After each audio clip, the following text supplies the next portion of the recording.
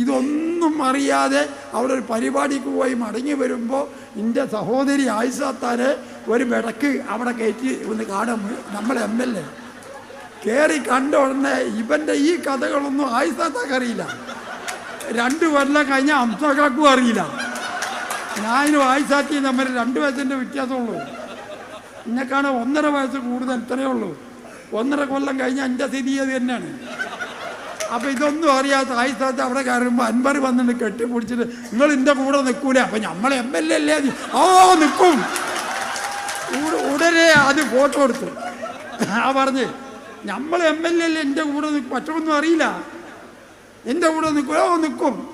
ഉടനെ അത് ഫോട്ടോ എടുത്തിട്ട് പത്രത്തിൽ ആയിഷാത്തയും അൻവറിൻ്റെ കൂടെ TK ഹംസ എൻ്റെ കൂടെ എന്ന് പറയാഞ്ഞത് എൻ്റെ ഭാഗ്യമായി. ഇങ്ങനെ ഒരു നാടകം കളി ഞാൻ കണ്ടിട്ടുണ്ട്.